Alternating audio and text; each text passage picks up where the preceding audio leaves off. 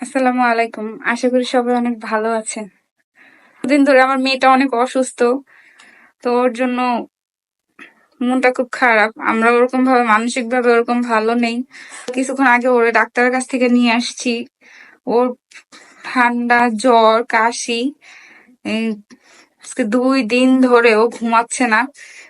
ও গ্যাসও দেওয়া লাগছে। এত পরিমাণ কফ জমছে ওর বুকে। কফে মানে কাশি প্রচুর পরিমাণে কাশতেছে। সারা রাত ধরে কাশে। এত পরিমাণ কাশে যে ওর কাশির জন্য ওর বাবা পর্যন্ত ঘুমাইতে পারে না। আমার বাসার কেউই ঘুমাই নাই। আজকে ২ দিন যাবত সবাই সজাগ ওর জন্য। তো ডাক্তারের কাছে গেলাম। তো ডাক্তার কিছু মেডিসিন দিছে, সেগুলো নিয়ে আসছে, এখন খাওয়াবো। তো ওর জন্য সবাই দোয়া করবেন, ও যেন সুস্থ থাকে, ভালো থাকে। কি সে কি করে? আম্মু, এই যে আমার মেয়েটা দেখেন কতটা শুকিয়ে গেছে। ঠান্ডা, জ্বরে, কাশিতে কতটা শুকিয়ে গেছে। আম্মু, তোমার কেমন লাগছে মা?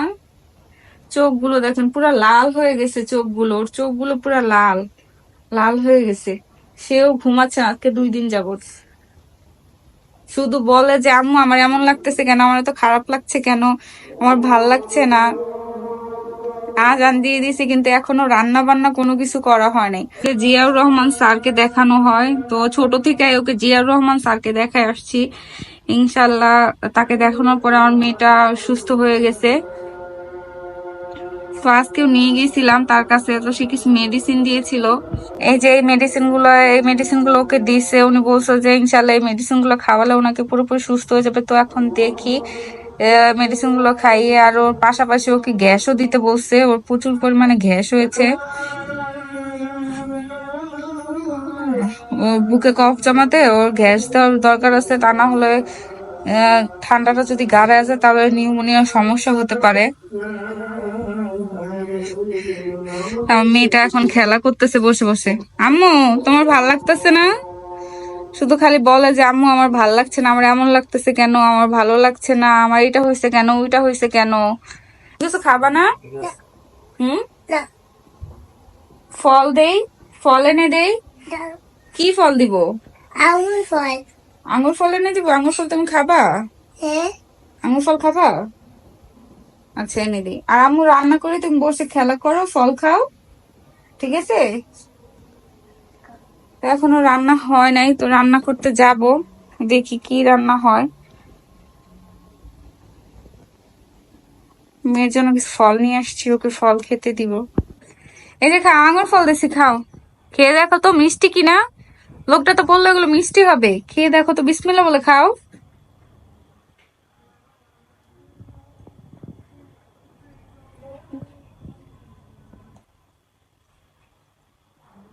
কি মিষ্টি না টক? কি মিষ্টি আছে? তাহলে খাও, আমি রান্না করি, 1টা বেজে গেছে, বসে বসে খাও। নিজেরা না খাই, কিন্তু ভাই আসছে, ভাইকে তো খাওয়াতেই হবে। ও আবার মুরগি খেতে অনেক পছন্দ করে, তাই ওর জন্য মুরগি নিছি। ব্রয়লার মুরগি আলু দিয়ে রান্না করব। তো আমার হাতে রান্না নাকি ওর খুব ভালো লাগে। আমি মুরগি আজকে ভাজি নাই, কষিয়ে রান্না করেছি। তো দেখেন মুরগির ঝোলটা কিন্তু অনেক সুন্দর হয়েছে, কালারটাও অনেক সুন্দর আসছে, মনে হয় খেতে অনেক ভালো হবে। ঘরে গিয়ে দেখবো আমার মেয়েটা কি করে, অনেকক্ষণ ধরে দেখা হয় নাই। কই আসো, কি করো? হ্যাঁ, মোবাইল দেখতেছো? খাইতে হবে না? সে কখন খেয়েছো আর খাওয়া দাওয়া করো নাই? খায় না? তুমি কি করো? হ্যাঁ, তুমি কি করো? অন্ধকার আসতে ঘর কি করো? 2 বোন, এক বোন মাথা আশ্রয়, আর হচ্ছে গিয়ে একজনে মোবাইল দেখে না। আসো, আম্মু জামা টামা চেঞ্জ করে দেখি, ওষুধ খায় না আম্মু।